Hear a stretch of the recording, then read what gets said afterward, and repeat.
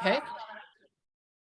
And one last thing. So we also have 2 survey components that Jennifer's just going to mention here.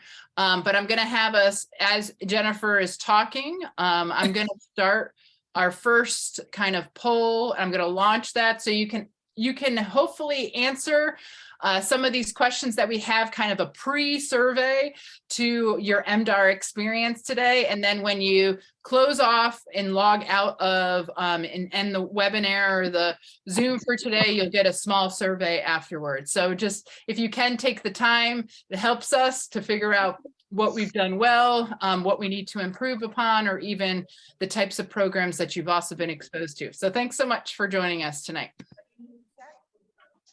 Great. Thank you, Kimberly. And while people are answering the polls, I'll get started. My name's Jennifer Hashley. I'm the director of the New Entry Sustainable Farming Project, and we're excited to host the second of our workshop series, Investing in Your Farm.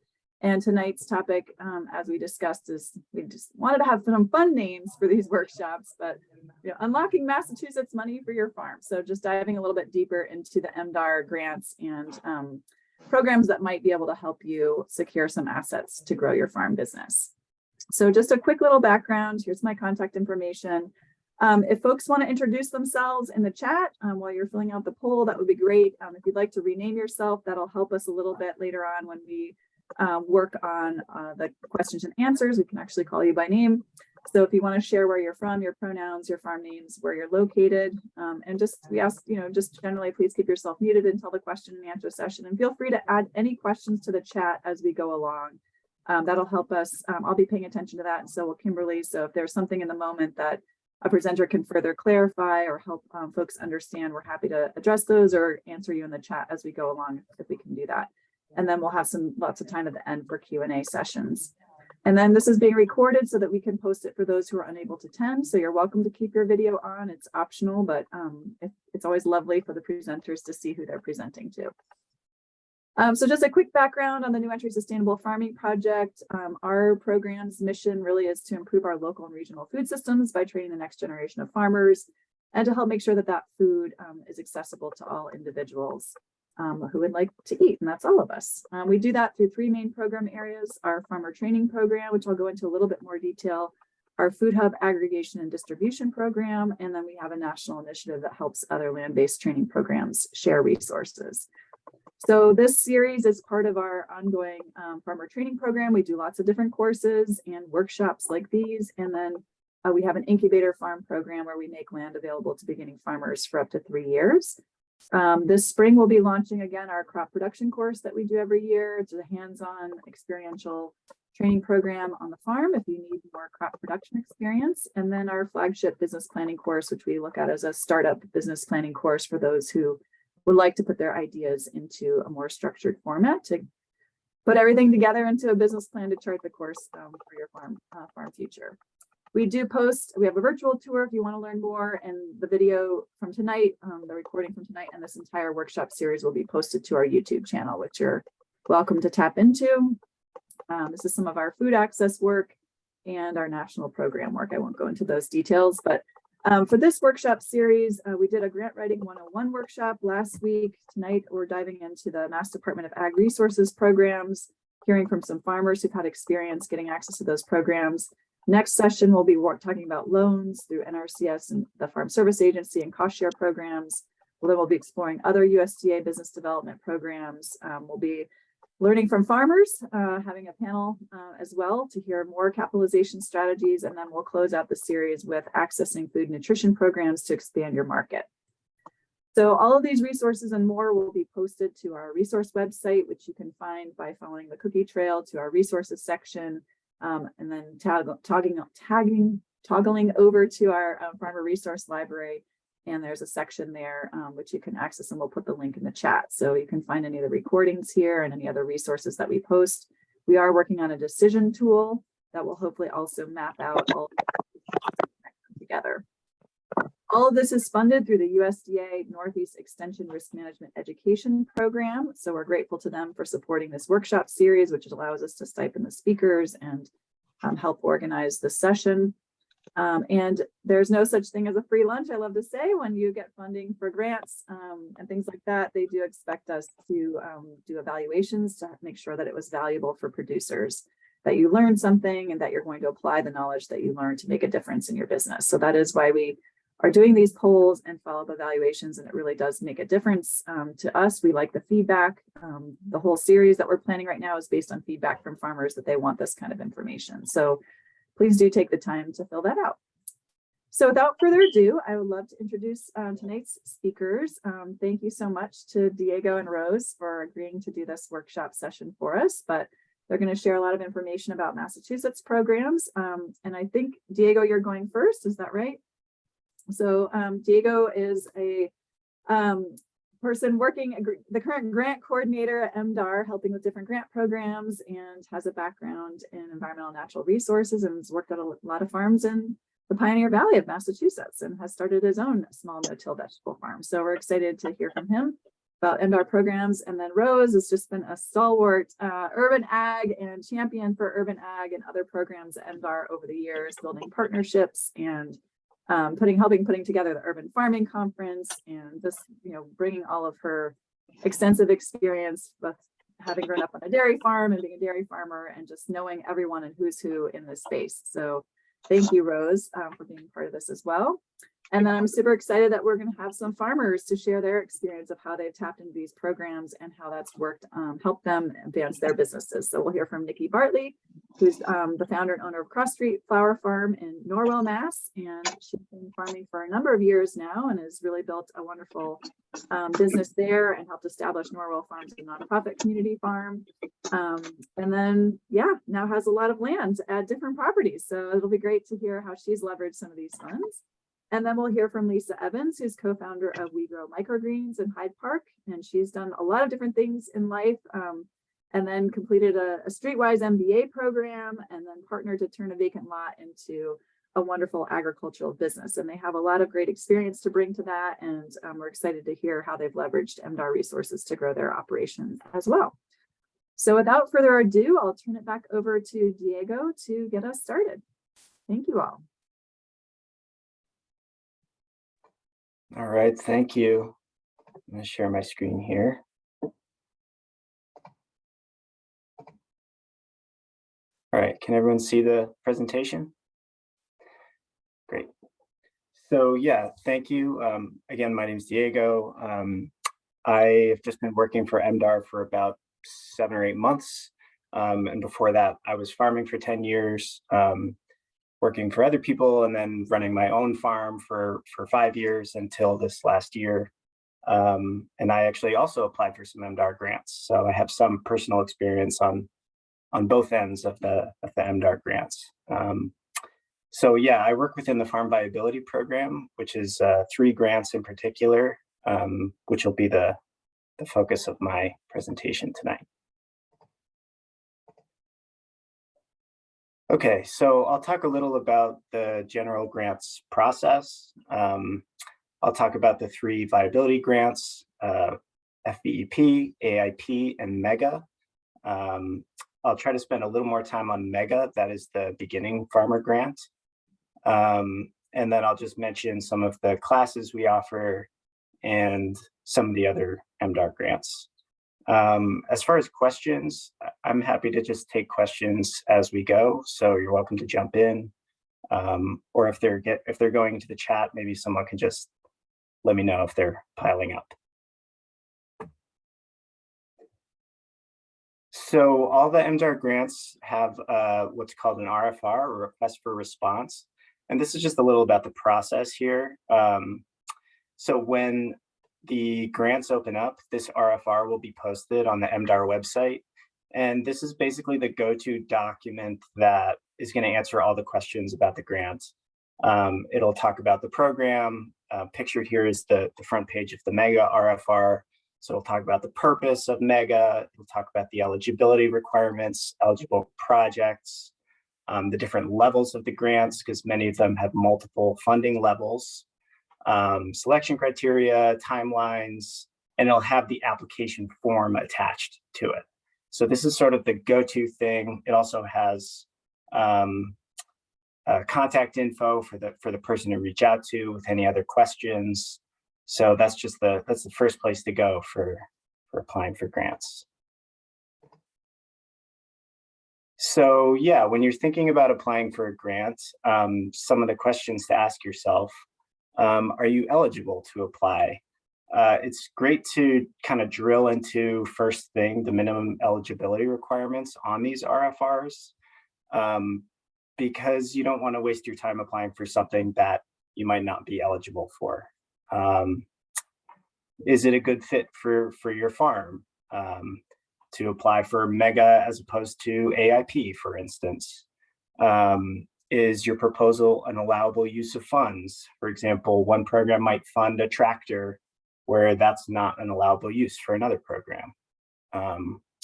What's required in terms of, do you need to provide maps, an energy audit, your time and energy, that sort of thing? Is there a dollar match amount on top of the grant? And then just the basics like answering questions legibly and clearly and completely, and giving yourself plenty of time to get the application in on time, because this is like a state process. After the due date, we can't like take any more applications. We can't take any late applications, just to make it fair for everyone. We have to kind of go by that cutoff date. And then just where to email or mail it to.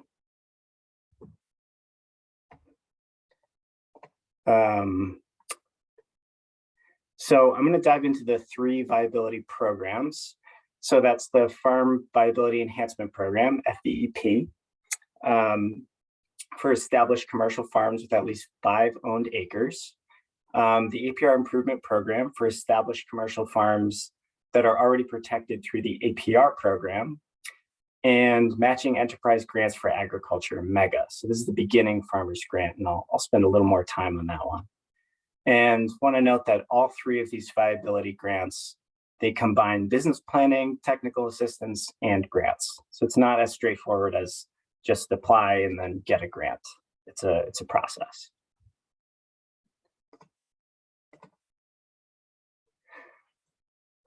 So the purpose of the viability programs is to provide business and technical assistance and capital funding to help keep farms viable.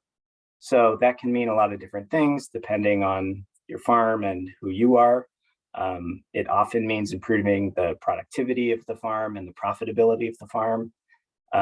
It can refer to the environmental sustainability of the farm, or the sustainability for the farmer to farm it, the farmer's quality of life.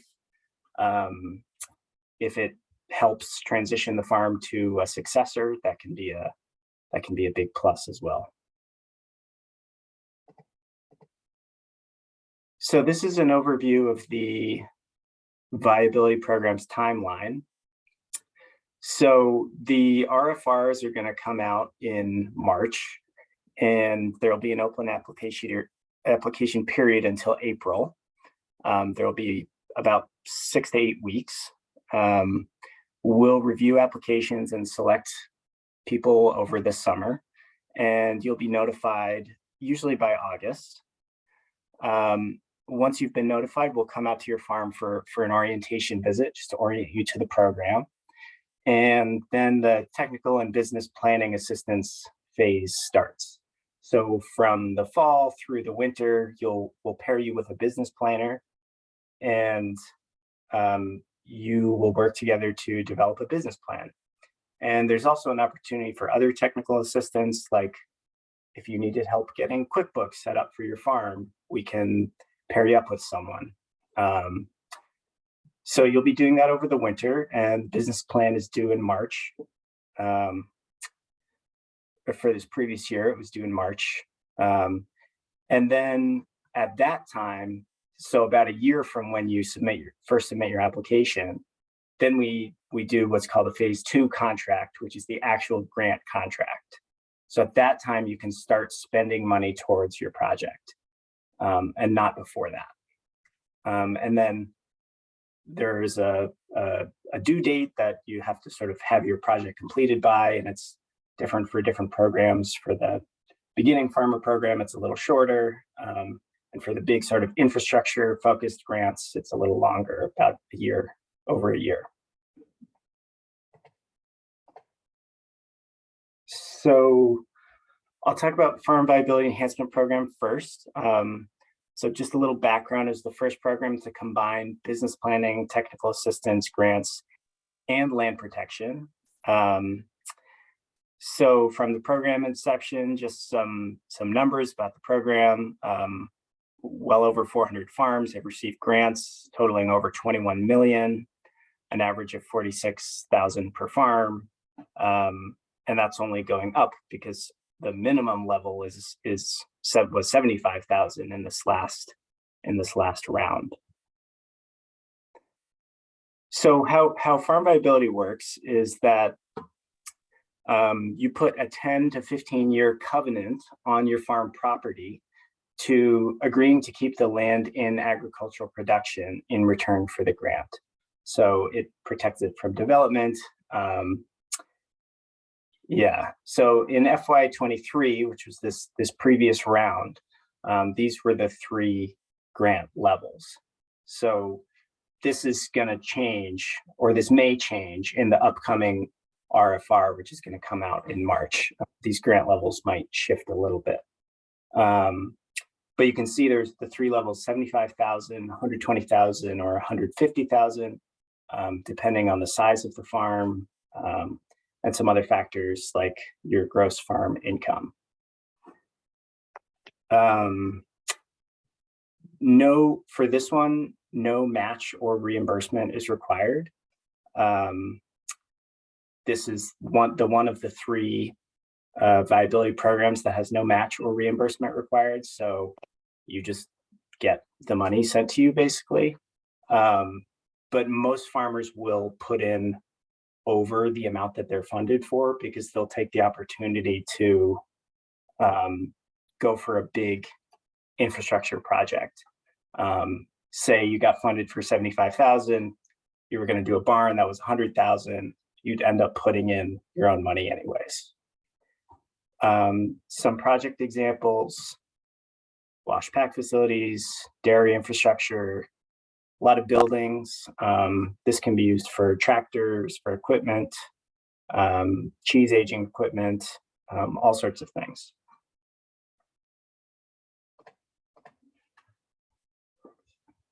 A few notes on the minimum eligibility. You must own at least 5 acres in active agricultural production. It's a little different for cranberry farms. It must have been managed as a commercial farm by the applicant for at least the 3 previous years. And if you've gotten farm viability once and your covenant expires after that 10 to 15 years, you can apply for a second one.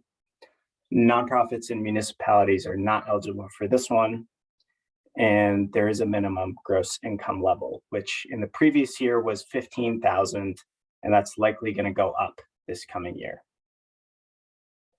And that's just to see that you're sort of an established business, that it's worth it to fund. So the next one I'll talk about, this is the one I coordinate in particular. It's called AIP, the APR Improvement Program. So to sustain active commercial farming on land that's already been protected by the APR program, which, if you're not familiar with it, that's the Agricultural Preservation Restriction Program. So it was modeled after farm viability, but there was a recognition that we need to have a big grant program for farmers whose land is already protected. So that's what this achieves. Like the other one, it involves business planning, technical assistance, and then a grant. No covenant is needed since the farm's already in APR. And this funds projects that are associated with the APR property. So for AIP, we don't fund like tractors, because if you were leasing the land or something and you got up and left and took your tractor with you, that's not a project that's associated with the land. So AIP grant funds a lot of farm infrastructure. People do a lot of buildings with this.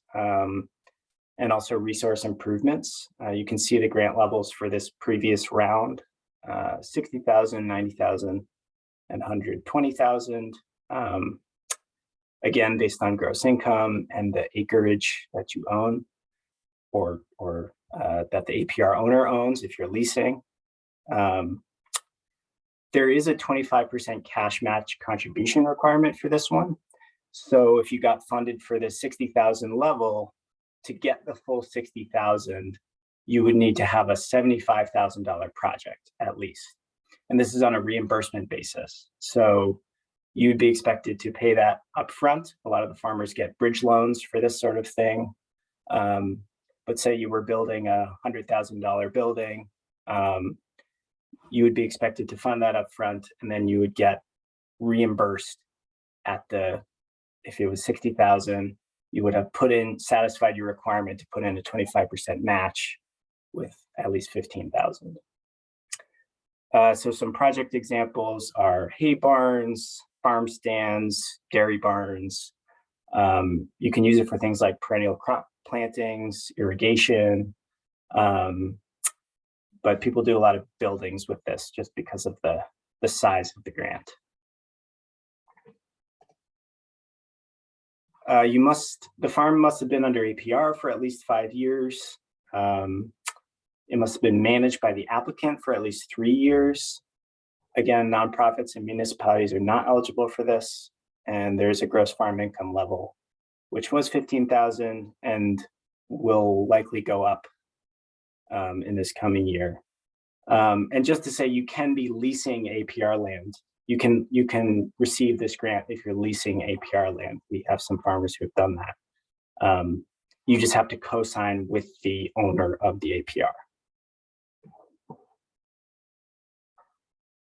So MEGA, the Matching Enterprise Grants for Agriculture, this is the beginning farmer grant, probably most relevant here, I imagine, to assist beginning farmers who aspire to develop their farms into commercially viable operations.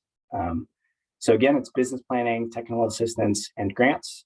In the previous years, it's been for farmers in business between 1 and 6 years.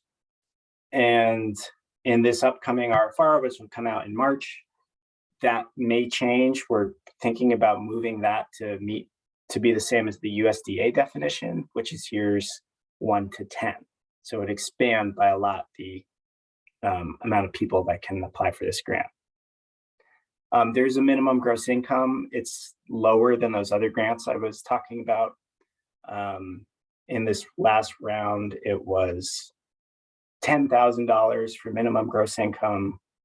And again, that may change on the upcoming RFR. You do not need to own land. You can be leasing. We just need to see that you have a stable lease, a stable written lease on the land.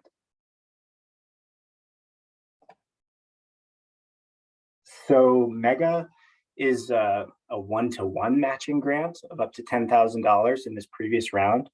Again, the grant levels are likely going to change in the upcoming RFR.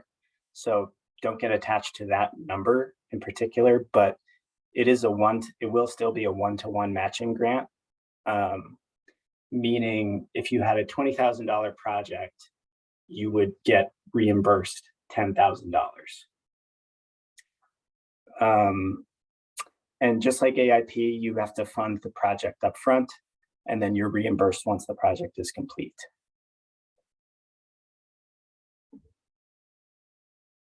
Some example projects, infrastructure or equipment, not operating expenses, so you can't use it on something like compost, but you could get a greenhouse, you could get tractor implements, you could get a flame weeder, and you can also combine multiple things into this grant. So you could say, I want a flame weeder and some wash pack equipment, totaling $8,000, or multiple budget lines. That's fine.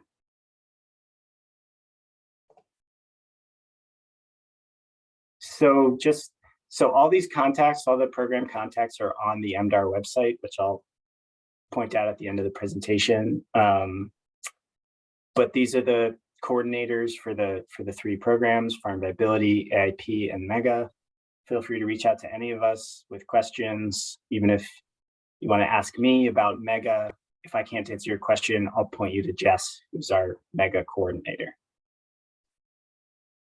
I see some things in the chat. Yeah, Diego, we had one question from Joe, who's asking if you expect the changes in the totals to be lower for the 2023 fiscal year or higher.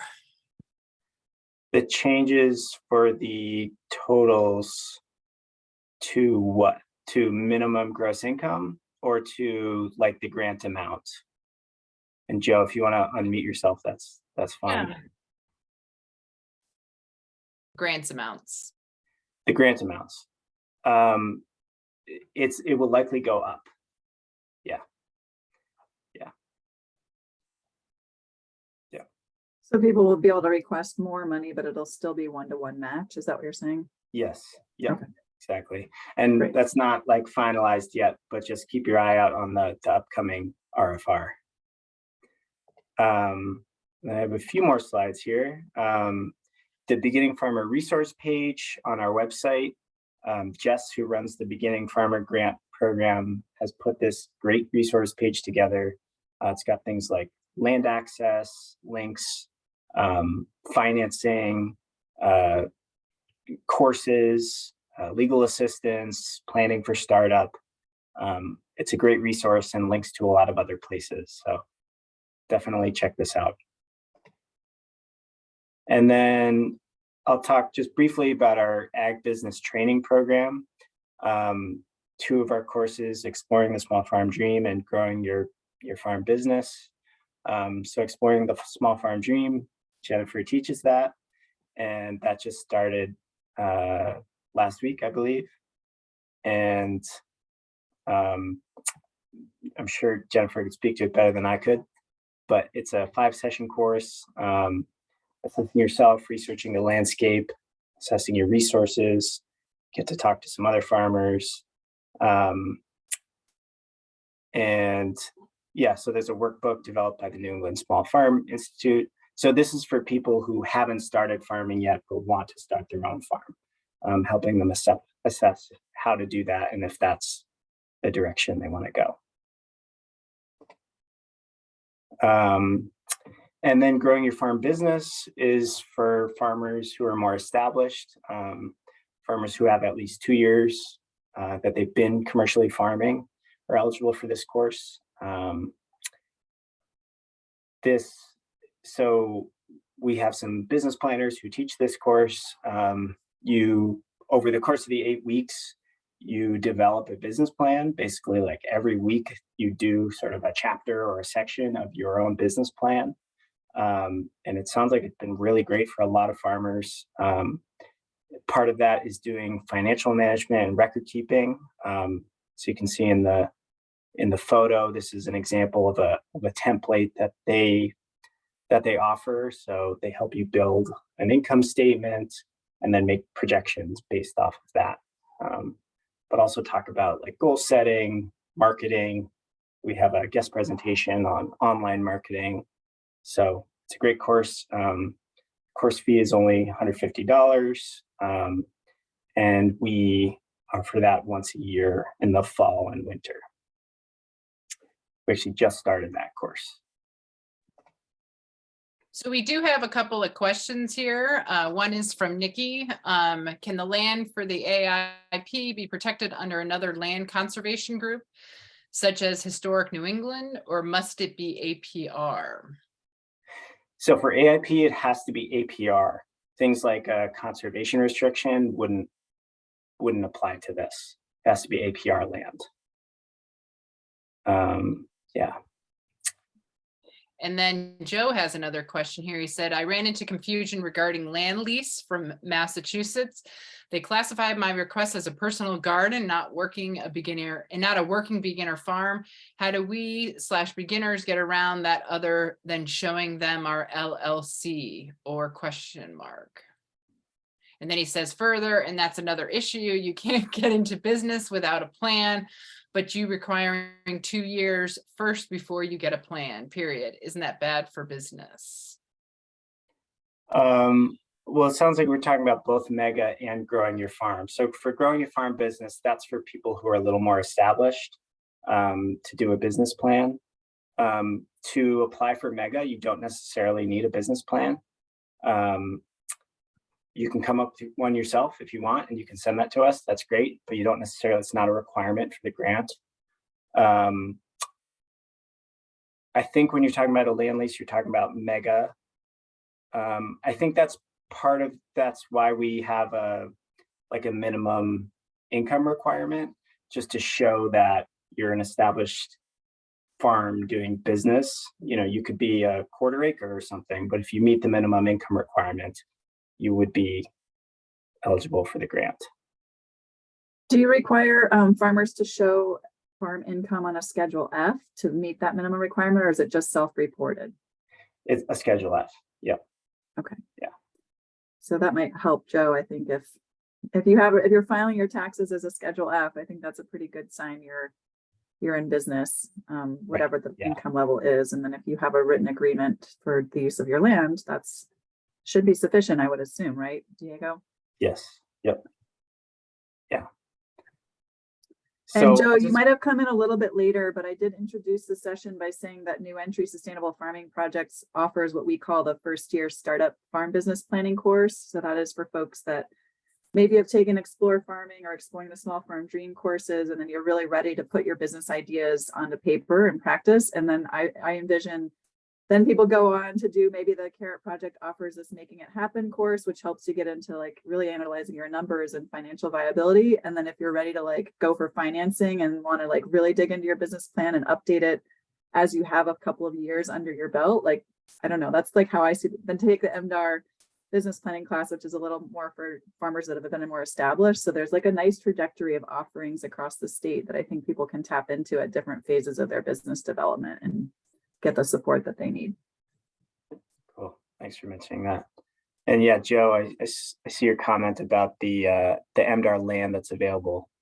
Yeah, I don't know quite how they evaluate that.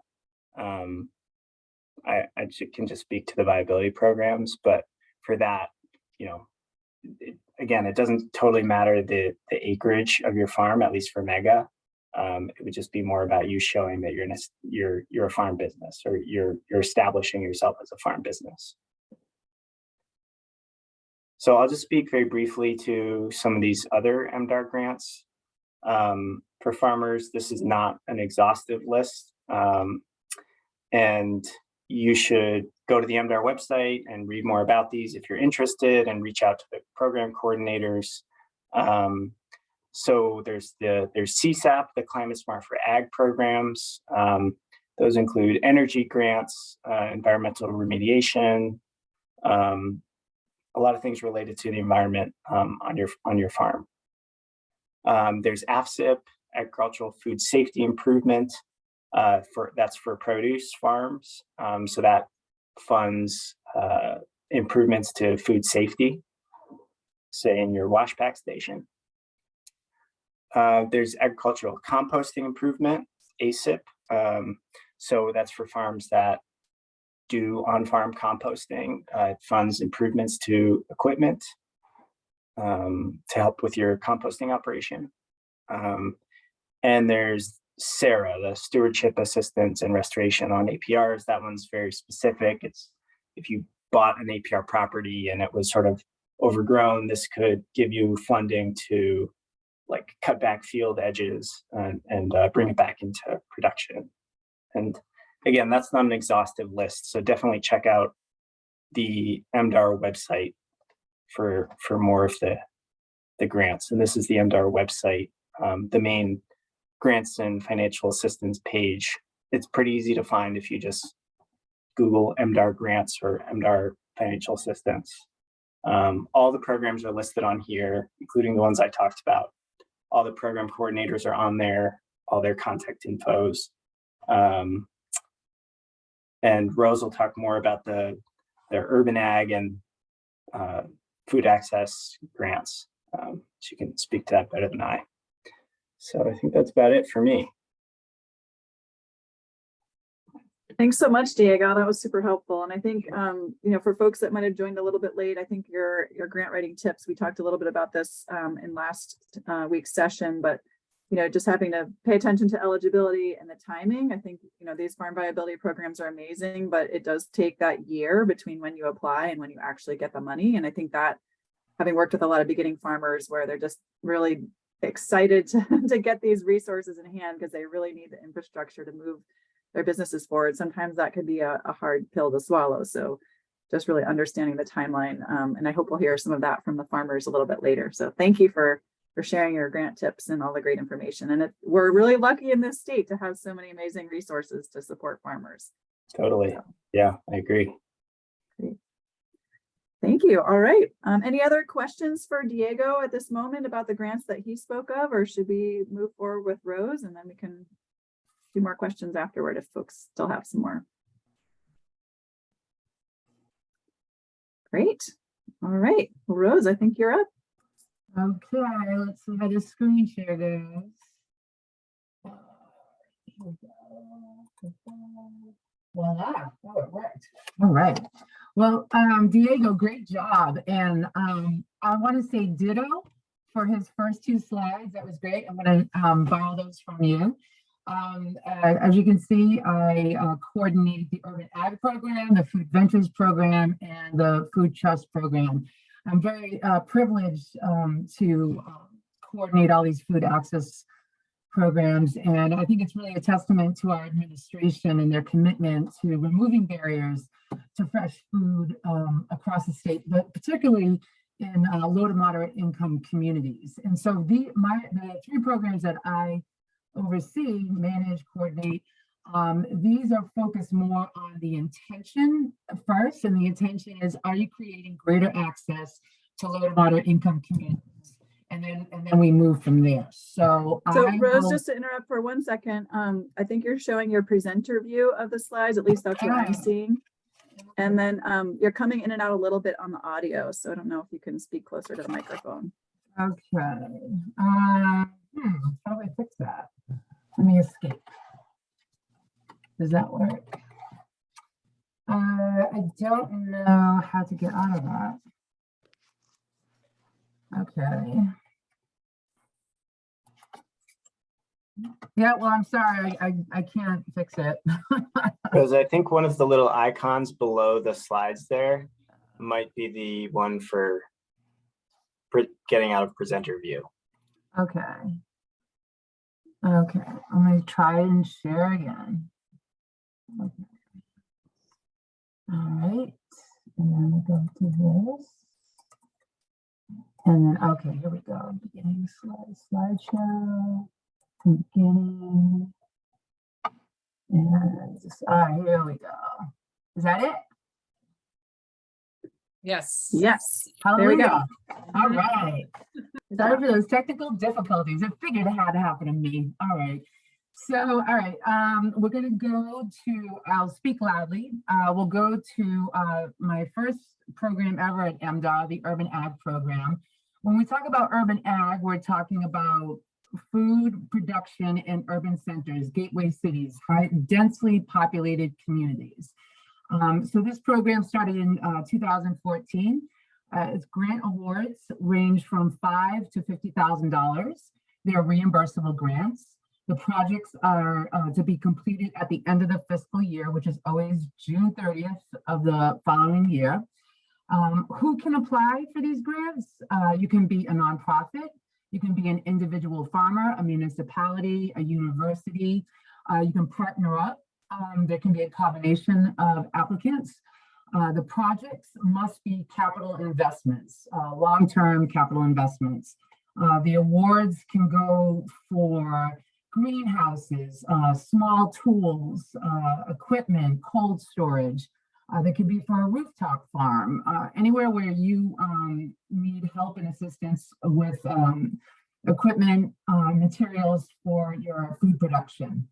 A lot of these urban farms, they're not one size fits all. I know we have some beginning farmers, folks who are thinking about urban agriculture because, you know, it might seem like it's easier to get a smaller plot of land, a quarter plot of land, but you would have to speak to the other urban farmers that are on this call, like Lisa Evans later on, because it's a very challenging effort. So we always like to make sure that people understand what they're getting into, which is why we also require that if you're an individual farmer, that you have at least 3 years of commercial urban farming experience.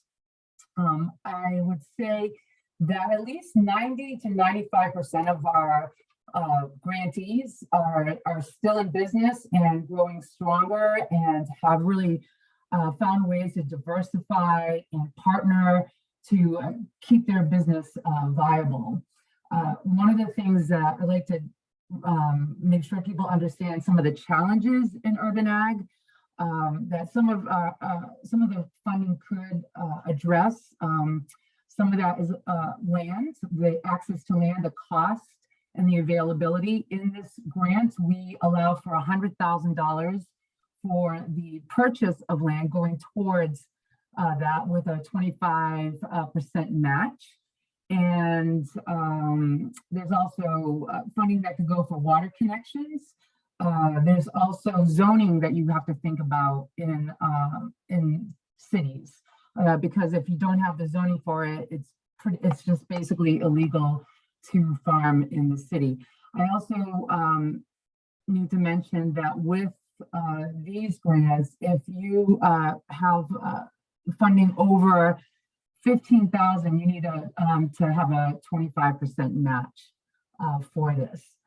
So those are some pretty broad strokes there. If, I'm happy to go into the nitty gritty a little later on with that. But one of the things I was asked for, and I thought it was wonderful to see Liz Ogilvy's participating in this. I was asked for a before and after, and this is one I use in every presentation. And this is so you can see what the investment, what comes from a solid investment. So this is gardening the community in Springfield. This plot of land was just really a mess. It was just a dumping ground. I remember when Ibrahim took me there, there were just big chunks of pavement. It was just like maybe half a car. It was something else. But gardening the community was just so determined with their leadership, their volunteers, the community, and all the support. Their investment went into buying this land, and they had a 3-year plan for the field piece, and then let me just show you the after. So this is what it turned into, and it is an absolute jewel in this community. On to the left, there's just a little chunk of the land you see that was just rehabilitated with a lot of care and attention for in-ground growing. The greenhouse, the beautiful farm stand with cold storage inside. It really has made a fantastic impact on the community. And just with vision and commitment, this is what happens with investment from the state, and just drive from a great group like Gardening the Community. So the next program I want to touch on, and I think that some of the farmers here may find useful, is the Massive Food Venture Program. So again, the overall goal is to create greater access for low to moderate income communities, and that's with funding for infrastructure that's going to help a business, an entrepreneur, do that. As you can see, we've awarded $7.5 million and since 2017, and that goes for cold storage. It can go for markets.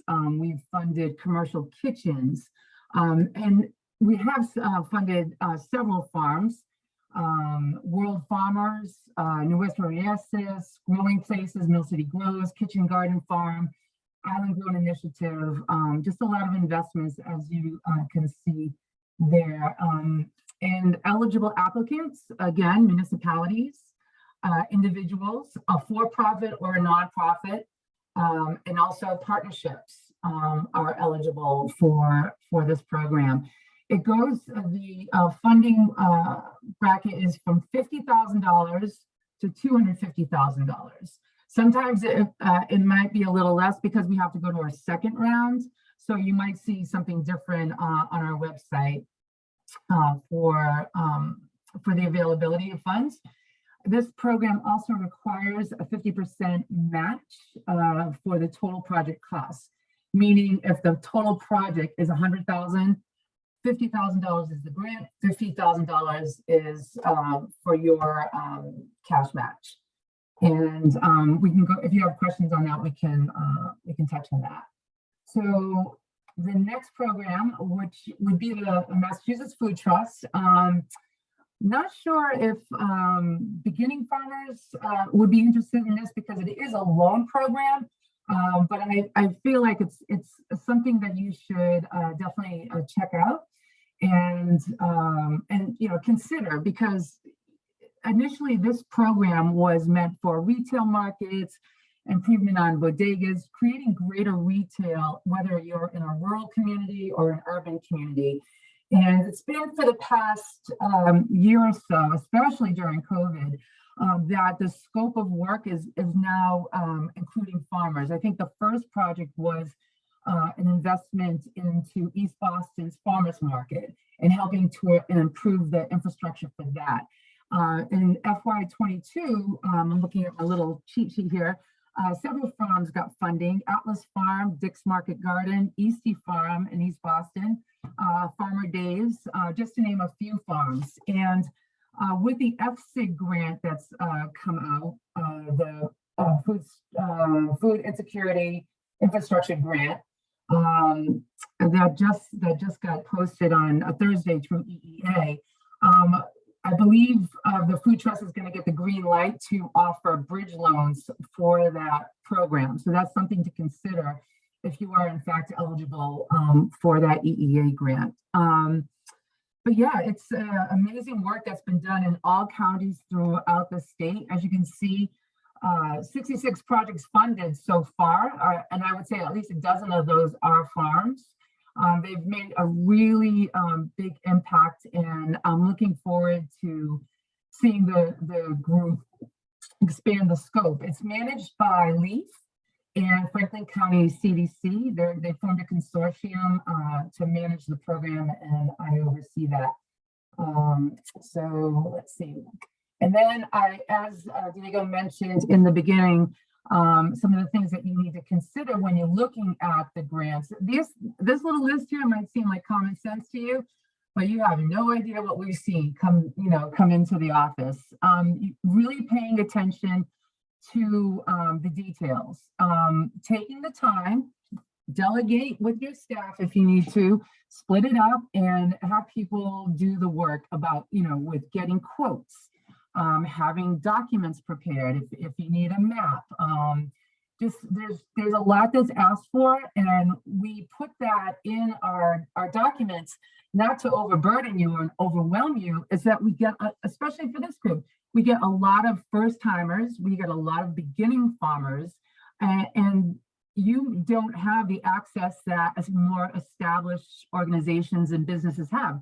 They have money to pay for a grant writer. They have the experience and know what they have to have ready, and they get it out there. So if you don't know what you don't know, so you need to take the time to read the RFRs. We keep them posted even if the time has gone by to apply, just so you can look at it and do your homework. And you might not be ready this year. It might be next year. We've had applicants who have applied 2, 3, 4 times, and they don't get through because they're still not ready yet. But again, we are here to help you. No question is too small or silly, because it is a little complicated. But we're here to help you and answer any of your questions. And and these are the links for the programs, and going right to the DACTA webpage, you'll have all the suite of programs that we offer for the grants. And Yeah, I'll stop there because I talk a lot. Thank you, Rose. Are there questions? I didn't see any specific questions come through in the chat while you were talking.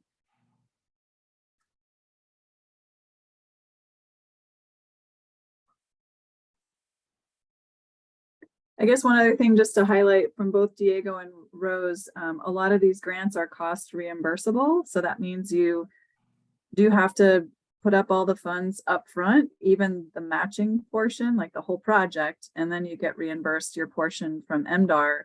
Are you guys at all reconsidering how those programs work for folks like beginning farmers who may not have all the resources to pay for the whole thing up front? Is that a conversation that's going on at the department at all? Not to put you on the spot, but I'm just curious. That's way above my pay grade. You know, this comes up every year, and that's upstairs, A&F, EEA. Yeah.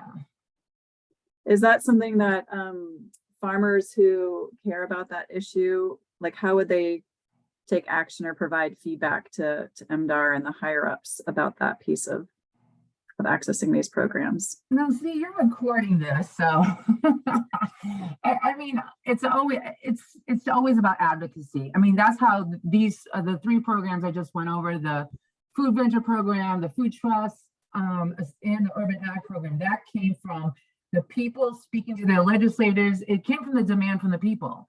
So if you organize and you reach out to your legislators and do the footwork, grassroots is everything.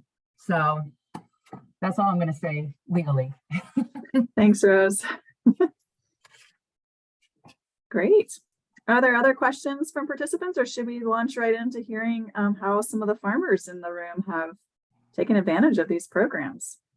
Can I just mention one thing? In answer to your question, Jennifer, like I said, a lot of farmers for the viability programs do get bridge loans.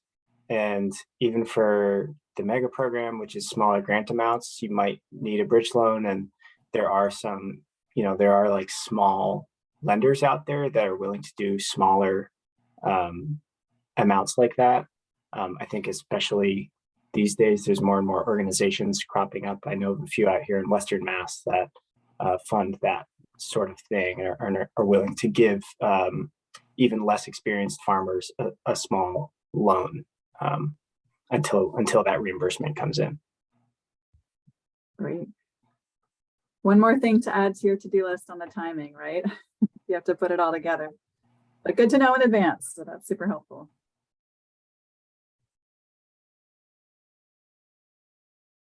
Great. Other questions?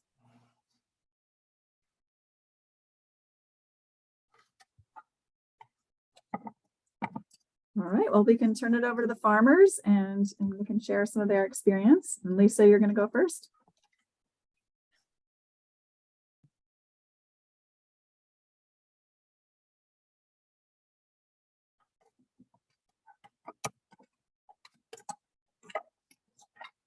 Can you guys see my screen? Yep. Yeah? All right.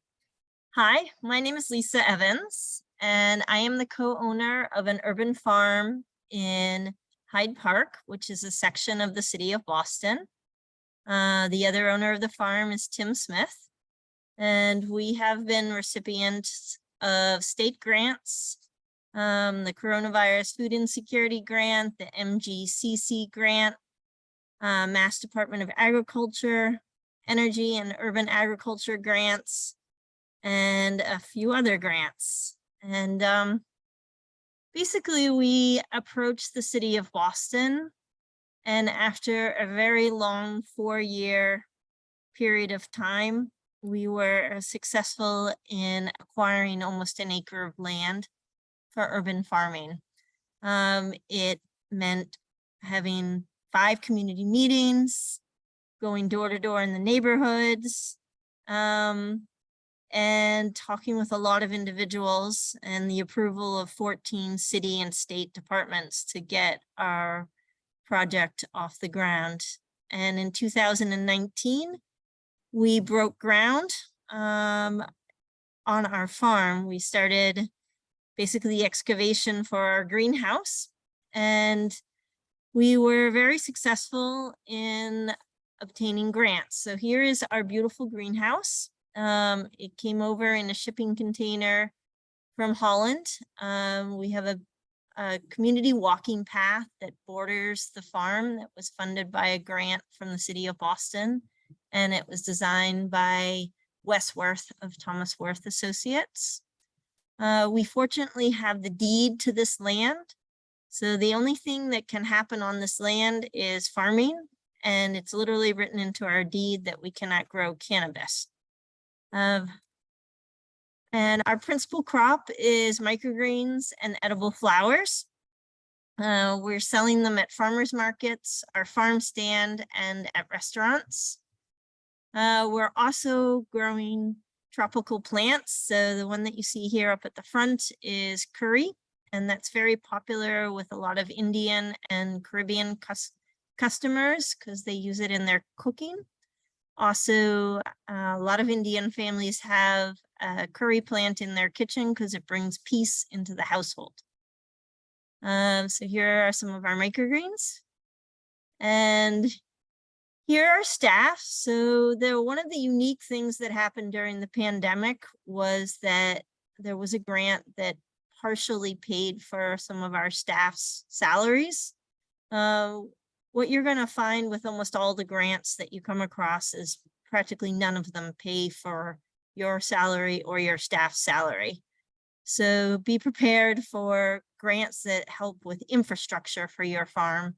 As the pandemic was highly unusual, having salaries paid for was highly unusual as well.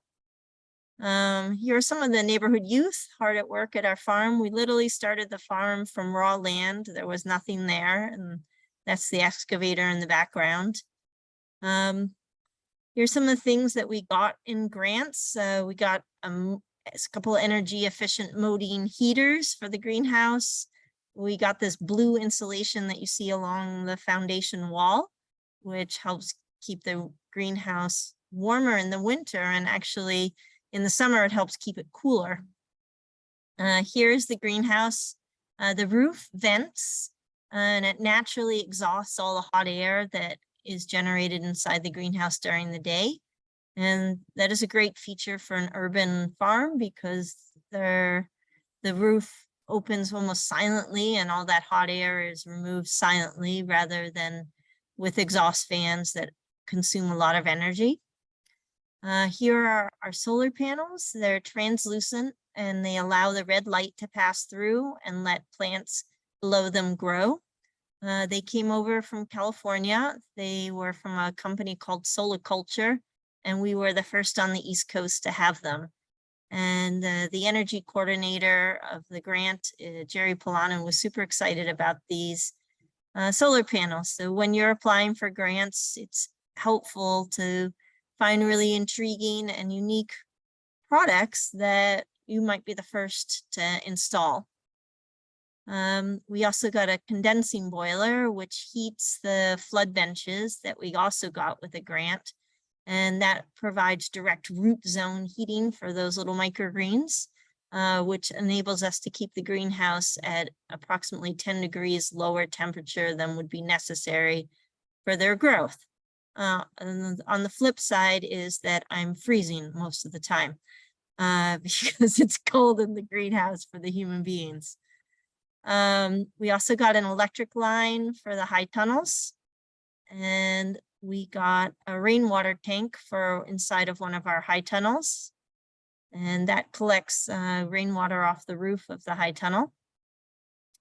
We also got a harvesting machine and a germination chamber, which is the one on the right, and the harvesting machine's on the left.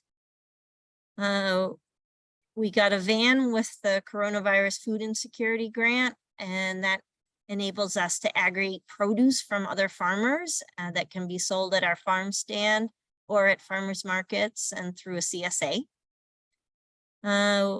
This is a trench for the water line to our high tunnel. And these are some raised garden beds that we got with a grant from the Coronavirus Food Insecurity, and we're filling them with soil and planting them. And then all of the soil on our farm was not viable for growing, so we had to bring in soil. Soil is quite expensive, and so here's the soil being delivered. And that was from a MDAR grant, an urban ag grant. This greenhouse was partially funded by Mass Department of Agriculture urban ag grant.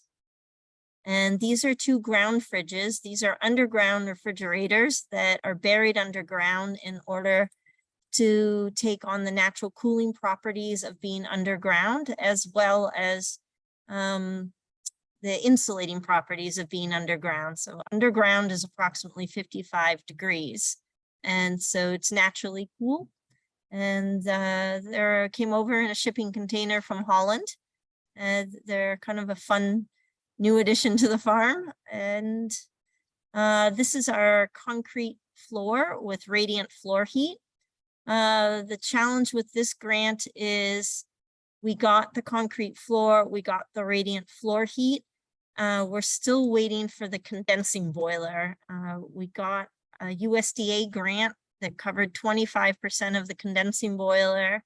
And now we're waiting for the final paperwork on a state grant, a state energy grant that for the other, hopefully 75% of the condensing boiler. So you might have to piecemeal together different grants to get a project fully funded, or you'll have to utilize either your own money or a bank loan. This is our irrigation system that we are currently installing, and that was from an NRCS grant. And that helps to keep these raised garden beds wet during the summertime. And so we've been very fortunate. We have cobbled together grants from the United States Department of Agriculture, the Massachusetts Department of Agriculture, the Natural Resource Conservation Service, and the City of Boston to build this beautiful farm from the ground up. We thank all who have supported our urban farm. This is my partner, Tim, and I in the greenhouse. I'm holding a coffee plant, and we're very happy to be bringing food to our community. And we're doing this through our farm stand and through farmers markets. And I can just tell you a word to the wise.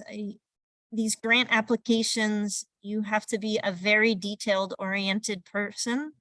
And if you are not, you need to have a very detailed oriented person helping you with the process. I have made mistakes on the grants where I have finished the entire grant, and the grants are usually due at 4 p.m. and I've hit send at 3:50. And then I've given a huge sigh of relief and walked away. And then a month goes by and 2 months goes by. And I'm like, how come I haven't heard about the grant? And I've sent emails to the grant coordinators. Say, did you get my grant? No, I didn't get your grant. And then I look back in my inbox and the email that I sent bounced back because the file was too large. So don't wait until the last minute. That's bad. Always double check that the grant coordinator received your grant, and most likely don't do that at 10 minutes before the grant is due, because they might not be in front of their computer. Basically tell yourself the grant is due 2 days before the grant is due. It's very hard to get estimates from workmen. They don't like to do that. They take their time, and if they give them to you, sometimes they're on scraps of paper, handwritten. That is a big challenge, is getting the estimates.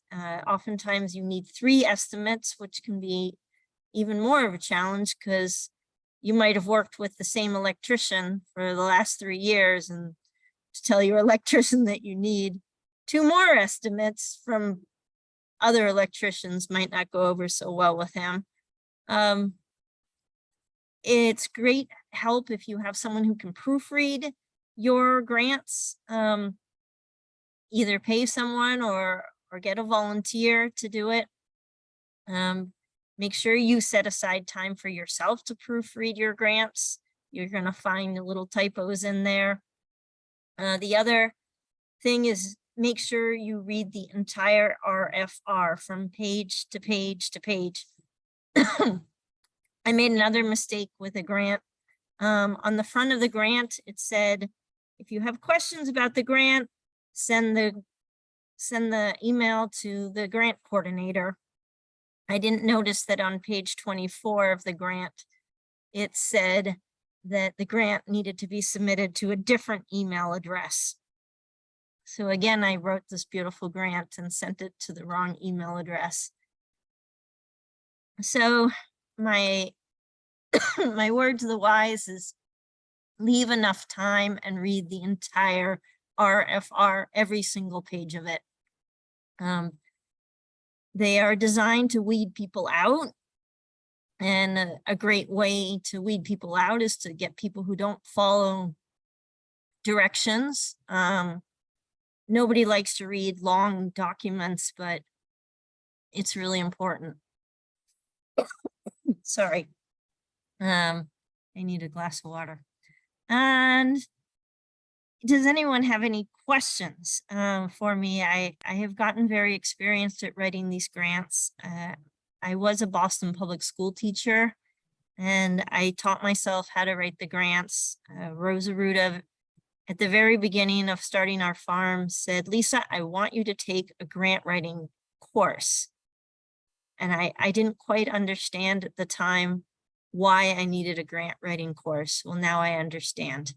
I wrote a lot of grants and I've been very successful at getting them. And it's partly because I took that class and listened to what Rose said.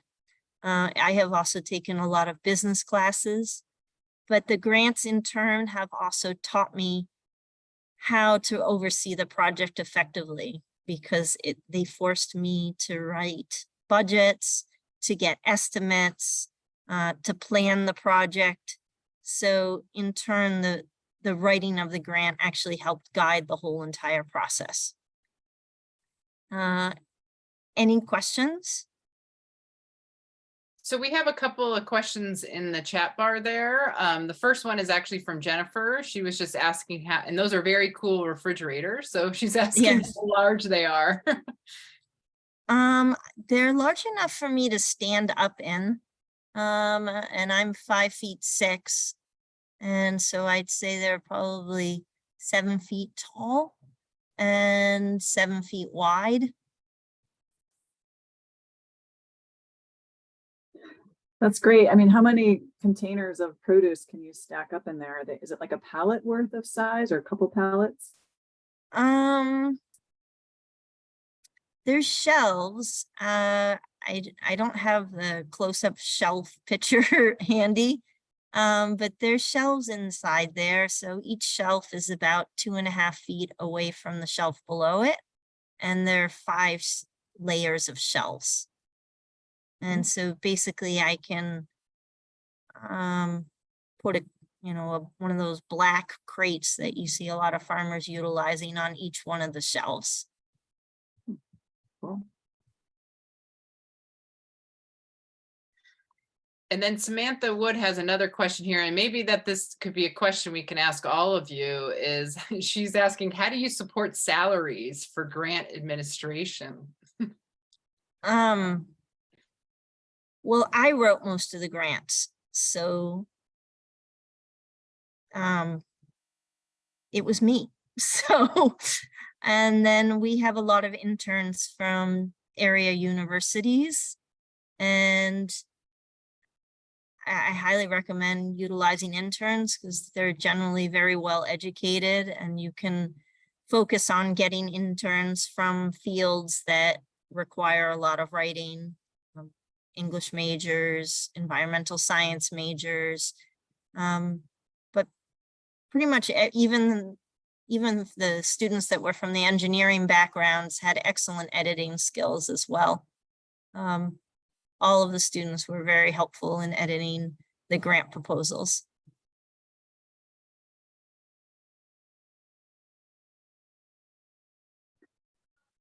you might not want to answer this, but what percentage would you say of all the capital investment in your farm has come from grants over the years? Well, we've gotten over 21 different grants, some small ones as small as $1,000 up to large ones. The largest one we got was the Coronavirus Food Insecurity Grant, which was for approximately $140,000. We've cobbled together all these different projects, and the hardest thing is when you make mistakes with the construction, then there's no grant out there for the oops. So you definitely need to have money set aside for when you make errors in your grants, or when you forget, you know, an item for the grant. Like I've put together entire grant proposals to complete a project, and I had the plumber, I had the excavator, I had the architect, and then I forgot to get an estimate from the electrician. And so I ended up having to fund the electrician. So you have to be very careful when you are writing these grants that you get every single thing. And then, you know, if you're fortunate and the grant allows for contingency, like mistakes that you make in construction, that the grant will cover a construction oops. But generally you're in bad shape if you make construction oops.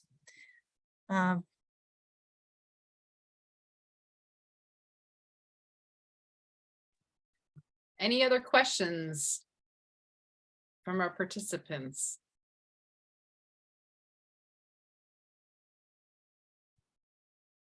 Just to say congratulations. I mean, 21 different grants to do all the amazing projects that you shared with us is phenomenal. I mean, that's amazing. All the great work you've been able to do to impact the community and grow your business. It's absolutely a real testament to taking advantage of your skills to do this and to really put it to good use. So it's pretty amazing. Thank you. Well, I took new entries business planning class. I'm currently taking MDAR's business planning class. I've taken Irizarry's business planning class now twice. I've taken the Carrot Project's business planning class. I highly recommend taking these classes.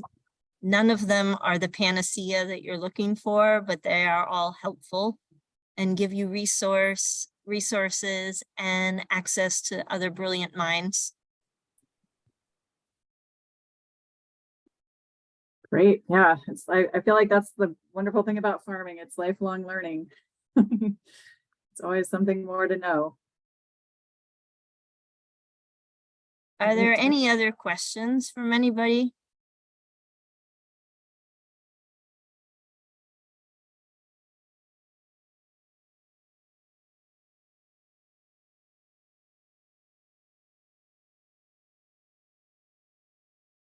So Justina's asking, she loves the idea of learning and was wondering if all those courses charge a fee.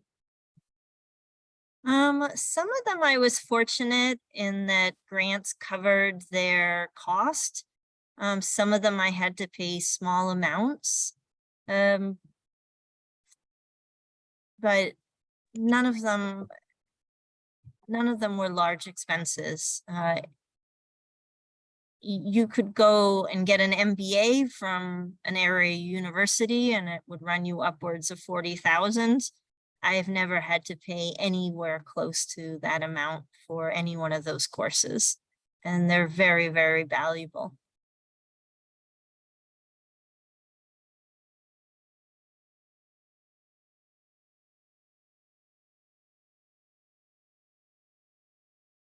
Great. Well, do we want to move on to, we have one more question from Joe P. He says, have you ever tried any of the SBIR type grants? We got a loan from them and I have to pay it back. So, you know, it's a loan, it's a low interest loan. So that's helpful, but I have to pay it back. the thing with these grants, you do have to do a lot of grant reporting and be on top of that. And the grant reporting is challenging. You have to keep accurate records and keep accurate photos. So it's not like they just throw money and you can run away and be like, great, thank you, bye. Their expectations as well. And then he just asked, I wondered if solar panels qualified since they're newer types, maybe a tech transfer type of grant. We got the solar panels with a USDA grant and an MDAR grant. And they're definitely eligible items. And there are other grants that I'm not aware of right now that are for solar panels. It's a hot new item in the state of Massachusetts for grants. So, you know, you want to look beyond the agricultural grants for solar panels.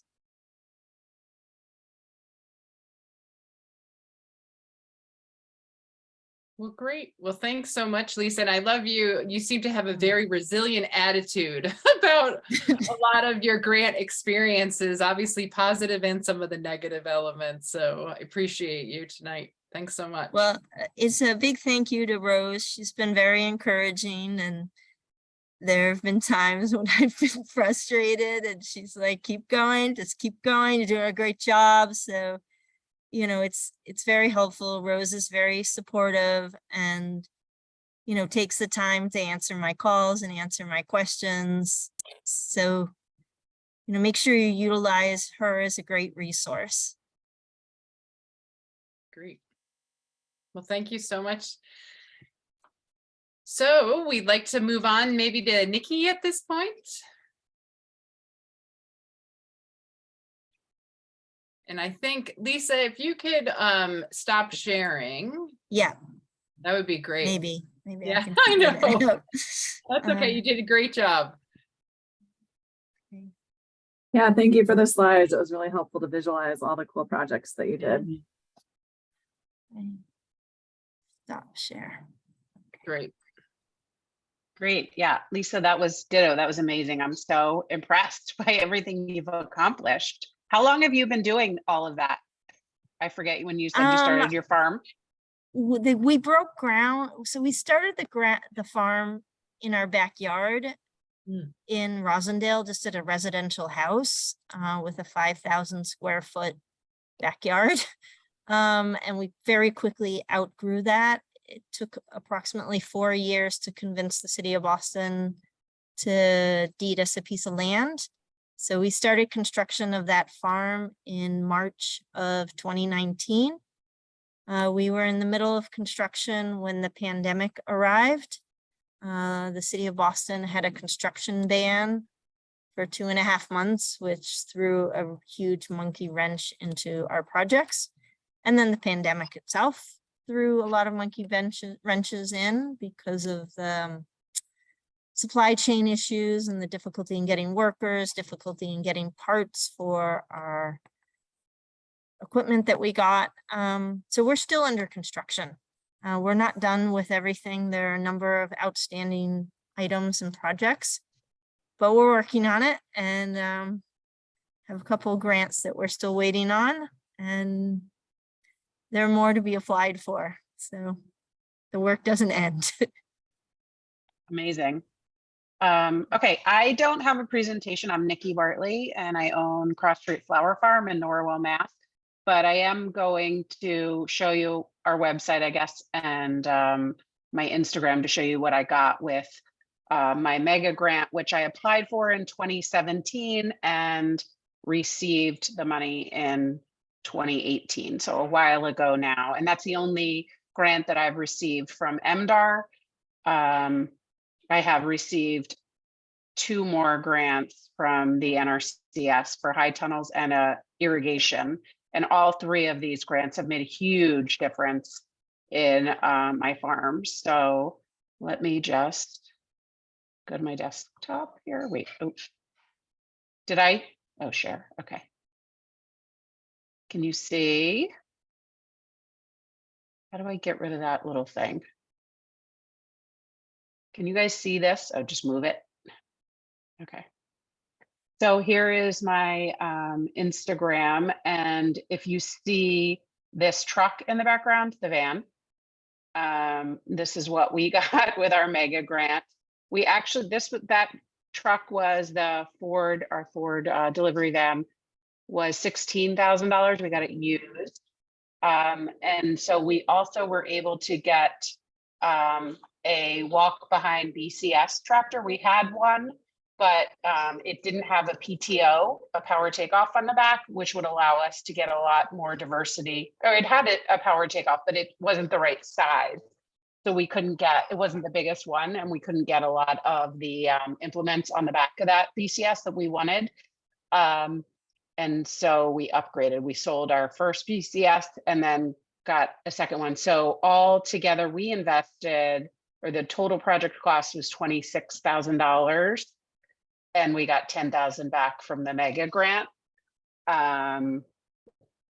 This is just an event where we had our van as marketing in addition to, so we use our van for wholesale deliveries. And in the beginning, so I guess I should back up to say that I started, let me just scroll down here. Let's see how long it'll take.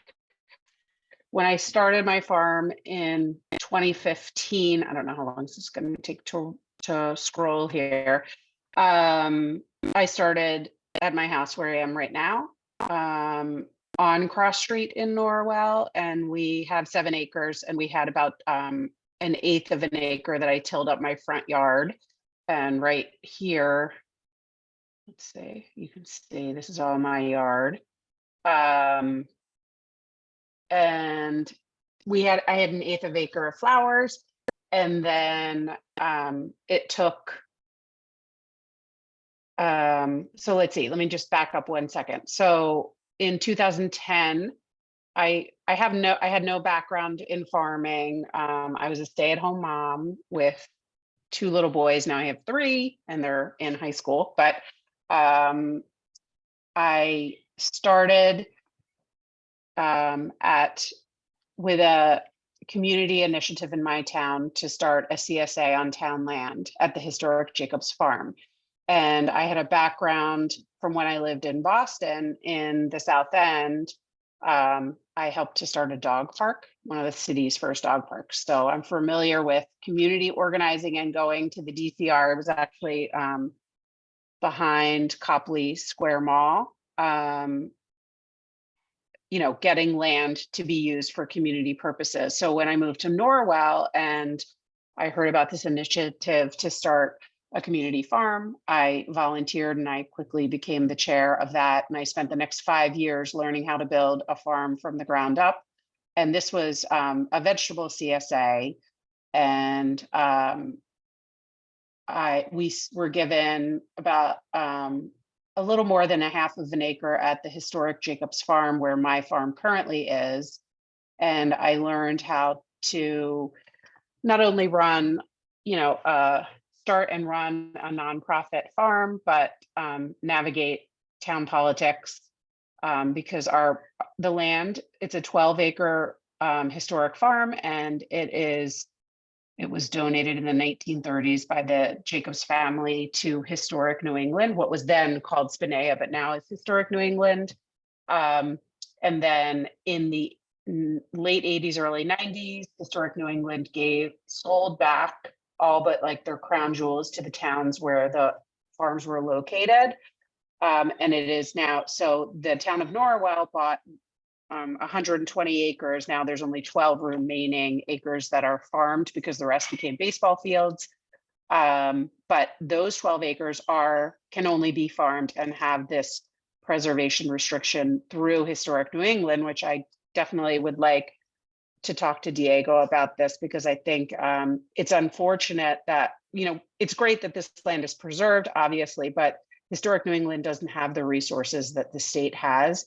And so the town struggles with funding repairs to these buildings. And I have, you know, a lease with them, but it would be great if I could, you know, if these types of farms would be allowed to apply for, you know, some of these other grants that you're talking about. So anyway, so I helped to start the CSA, and we had farmers there for, you know, that I recruited for about 5 years, and all of the farmers were young and they would move on after a year or two. And I finally realized after, you know, a lot of failed attempts that the only way that this thing was going to be sustainable is if I became a farmer myself. And so I did. And this was in 2014. I had turned 40 at that point, and I apprenticed in the vegetable fields and learned how to farm.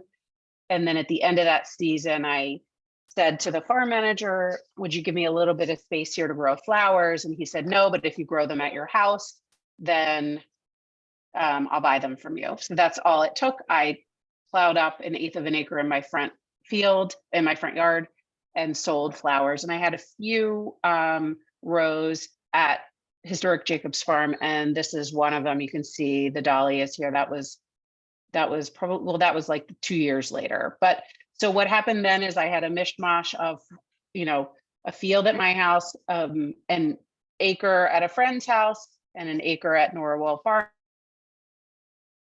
And then the final farmer left Norwell Farms, and they were never able to replace them. And so Cross Street Flower Farm ended up winning the license with the town of Norwell. And so now we have all 7 acres at Historic Jacobs Farm. And the first thing I did when I got that license was start to apply for grants, because when it was a nonprofit, we were never eligible for any of the grants with the NRCS or with MDAR.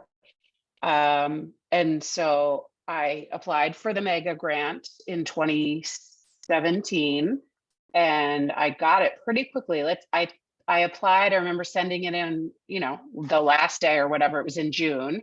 And then in the end of August, I heard from MDAR that they were going to come and do a site visit. And they came like the next week. And I had already decided what I was going to use the money for, which was that van that I showed you. So it took a while for us to find that van. And then I'm going to try to show you the BCS, just in case you guys don't know what the walk behind tractor looks like. You can see we grow a lot of beautiful flowers. But the other thing I would say is that the other, I have not been successful. I think you can be a lot more successful in obtaining grants if you're growing food. There are not a ton available for flowers. A lot of these things that Lisa has been able to apply for, especially during COVID, were not available for flower farmers. I'm not going to complain too much because we have had like tremendous success in our community with our flowers, and have, I don't know, just, we probably triple our growth every year in terms of what we sell. I'm looking for the BCS, and I know it's, here it is. We'll get a little, let's see if this will work. So that we have 3 fields now. We went from the front field that you saw in that first picture. This is the middle field, and then there's one more behind it. Oh no, I'm sorry. I thought this was the video with the BCS, but I made those with the BCS.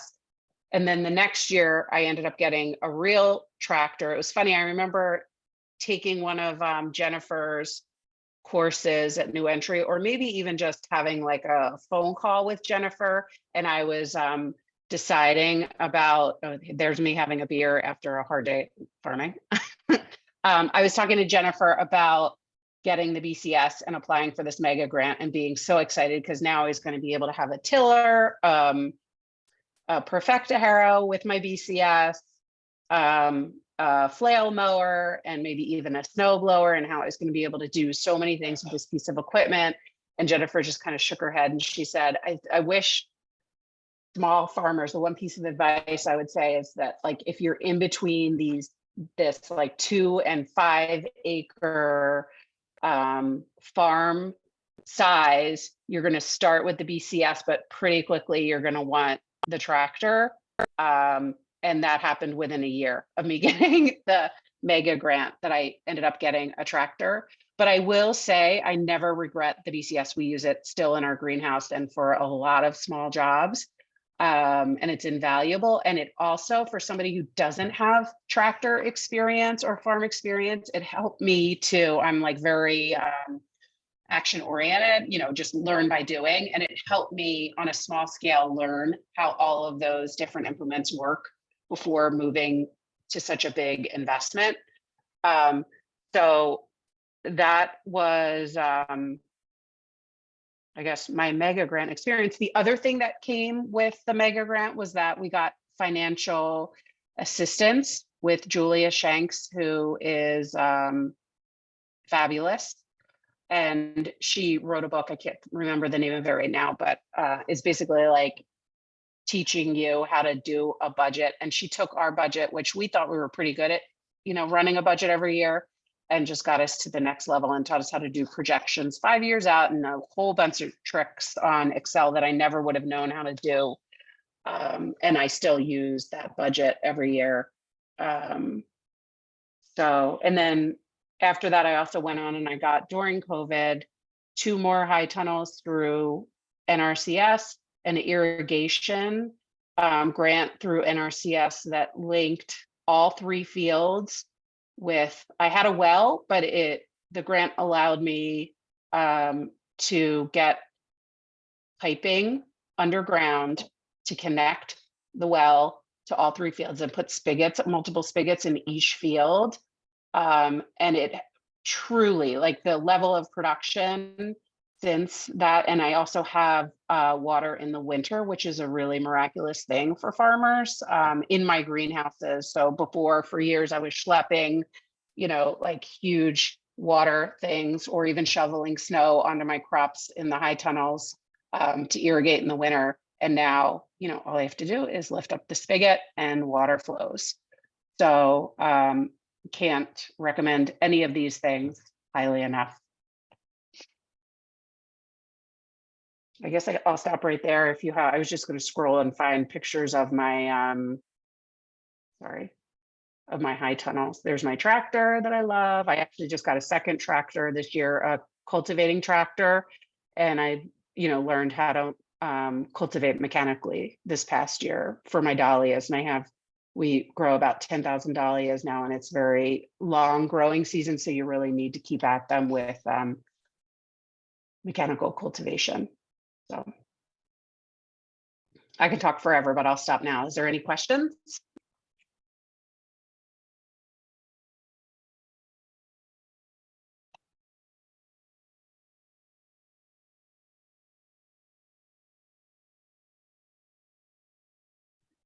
Nikki, have you looked into other grant opportunities that you kind of have on your radar or list for next steps of things that you might want to look at to continue to invest in your farm? You know, I have been on the website for MDAR, but I think that it's a stumbling block for me. And I have not spent a lot of time looking into like energy projects.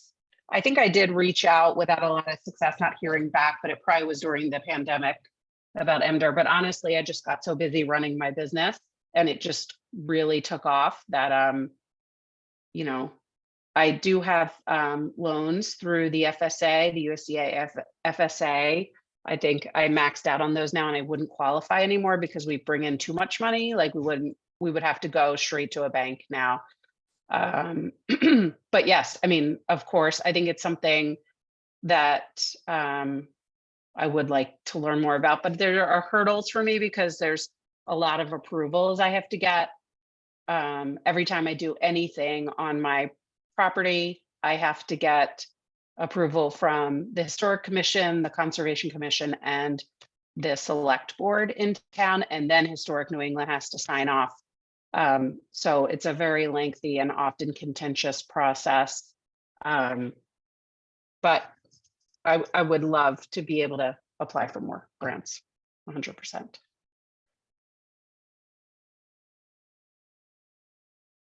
And if you guys know of any that you think I should apply for, let me know. So Joe has a question. Do you have a favorite 10 list when you start flowers? Something for the Northeast Zone 5 people? I'm considering using flowers to bring people to the farm for the vegetables. So you froze a little bit. My internet connection isn't that great. Could you repeat that question?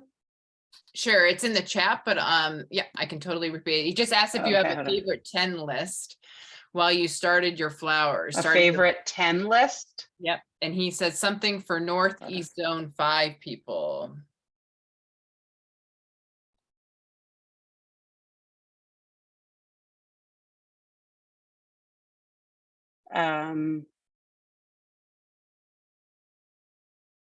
Yes, so I started with annuals, of course, and what I call like high summer flowers, which are things that we can seed here in March and April and plant out in late April, early May through July. So of course, that would be zinnias, sunflowers, celosia, cosmos, and then dahlias are a must grow.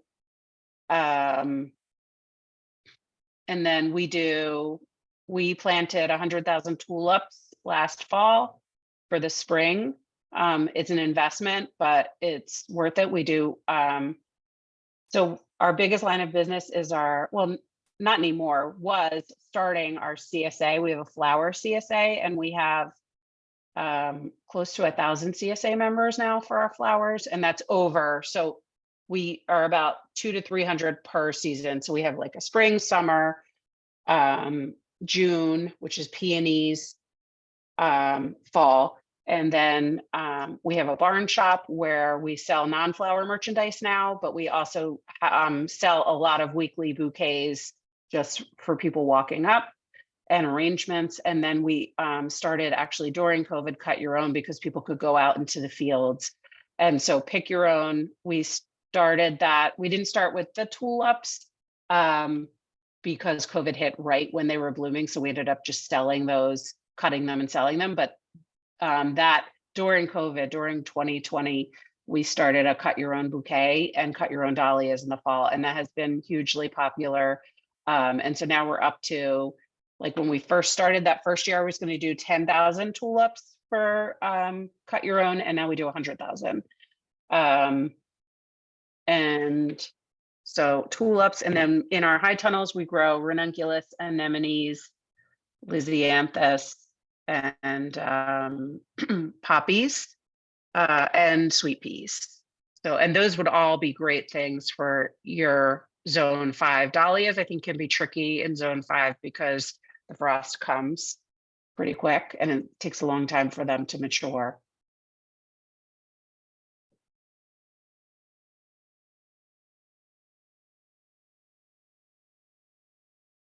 I think I hit 10 there. Thanks, Nikki. It's been great to see how much you've built up this business since didn't you take the Exploring the Small Farm Dream course a long time ago too? I did not. I was on a panel for that one year. Okay. Yes, that's right. All right. I knew you had some. Yeah. I came way back in the day when you were still letting people come to your farm and learn how to kill chickens. Oh, yes. I did that. Awesome. That's great. Well, yeah, you've done a lot of great work. This is amazing. Thank you. And Lisa's asking if you dig up your dahlia tubers. Oh, yes, we do. Yeah. And we actually use our Tillmore, which is our cultivating tractor. No, we use our regular tractor, and we use our plastic lifter to lift the dahlias. And then we pick up the clumps from the field and we put them in the black bulb crates, which you were talking about. That's what our tulips arrive in every year from Holland. And then we store them in peat moss in the black bulb crates and store them in our walk-in coolers without the coolers on, with a lot of mouse traps. They have to stay at like 40 degrees.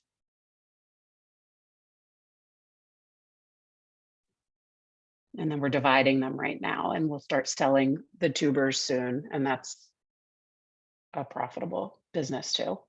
There are some farms that really do make a lot of money doing that. Yes, they would die. They would freeze. We dig them up right after the first frost, usually like mid to late October.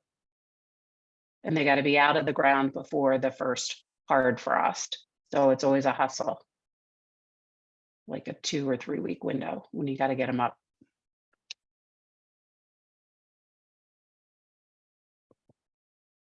Great. Well, I'm gonna, sorry, I stopped sharing your screen, but I'm just wondering so I can see everybody if anyone has their hand up or wants to see, has any other questions for Lisa, Diego, Rose, Nikki, or anyone kind of about grants or tips of the trade. Heard a lot of good grant writing suggestions. Good. I hope everyone takes away that you have to read the entire application, pay attention to the details. Yeah, and I would say just the biggest thing is don't be afraid to invest in your farm. I mean, the first year I invested $5,000, but I didn't pay myself for the first 5 years. And so I just reinvested everything back into the farm. And so, you know, these loans were critical in making big investments when you feel like you're not yet profitable, but it takes 5 years for your business to really start going. So, you know, with the combination of reinvesting and these grants that are available, it's just so important to invest in yourself and your business. It made it all the difference for me. Good advice. I feel like farmers, I always hear when people ask them what they would do differently in hindsight, and usually it's like, I would have invested more earlier to make my life easier to get that much ahead faster. But sometimes it's hard to do that in the moment. Mm-hmm. Other questions that folks have for any of the presenters?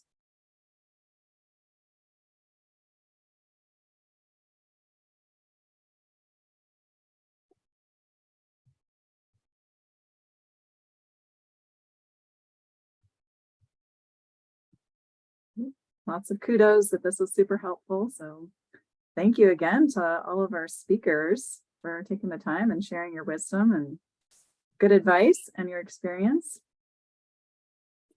And yes, this recording will be available. We'll put it up on our YouTube channel. And Kimberly, I don't know if you're planning to email everyone when it's posted, but Yep. It should take about a week or two. We actually have some of our new entry interns going to be making a resource worksheet for each of our sessions as we kind of plod through. We are obviously going until April, but this should take about a week or two to get it up on the website, and we'll email out to folks when it's available. Great. Well, thank you so much again to Nikki and Lisa and Diego and Rose. And we really appreciate your time tonight, and glad that other folks will be able to take advantage of this when it's posted online. There's a lot of great wisdom there, and you guys are doing such amazing work. And we're so lucky in Massachusetts to have a state agency that is investing in our farms and farmers, both with funding and technical assistance and business planning. I think those two things are really awesome, and cheerleaders like Rose to support urban ag and kind of set the stage for the nation. I feel like we were kind of one of the first states to really have strong state support for urban ag. And that's, you know, thanks to your advocacy and continued cheerleading and, you know, moral support to the farmers doing it to keep them going and writing those grants and investing in their farm businesses to have good models to make all the legislators happy with the funding that they're contributing to this. So thank you all. And yeah, for anyone else who wants to come to the rest of our sessions, Kimberly, do you want to talk about what we'll cover in the next workshop? Sure. We are heading into some newer territory-ish here, and I'm just gonna I should have had this prep before, but I'm gonna just quickly Google it and just put in there on the into the link there. But we do have actually 5 more workshops to go for the series, heading into our next one's actually going to be next week. And I love our pull down menu sometimes on my Mac. It drives me crazy. Let's see if I can get this to go. Jennifer, maybe you can Yeah, so here's just the lineup. So next Monday night, we'll have our NRCS, the Natural Resources Conservation Service, talking about their cost share programs, and the Farm Service Agency talking about loan programs and opportunities. So sometimes, as you heard Diego mention, if there needs to be a bridge loan, maybe between a grant you're applying for, having to pay for everything up front, maybe there are other lenders, but Farm Service Agency also has the micro grant program, or sorry, the micro loan program. And oftentimes NRCS and FSA work together as well if you're applying for some of those other cost share programs. So there's lots of leveraging between sometimes some of the USDA programs and all the other MDAR programs that you just heard about tonight as well. So we'll hear about those, and then we'll move into some other business development, other USDA opportunities, and other risk management strategies that are both insurance products and other programs to participate in. And then again, we'll hear from a panel of farmers, and then we'll close out the series with the food nutrition assistance program. So we'll put the link, as Kimberly did, in the chat to the lineup, and look forward to seeing you all at the next session. And feel free to shoot us an email in the meantime if anything comes up. Yeah, and I will say, just to add, I think it's been really amazing that our farmers can join us here. In the rest of the workshop series, we will have farmers represented at each one. So I think it's really helpful to get their perspectives. They're on the ground, right, doing the work. So if you have any questions, don't hesitate to reach out. Thanks so much. Thanks, everybody. Stay safe. Thank you. Night.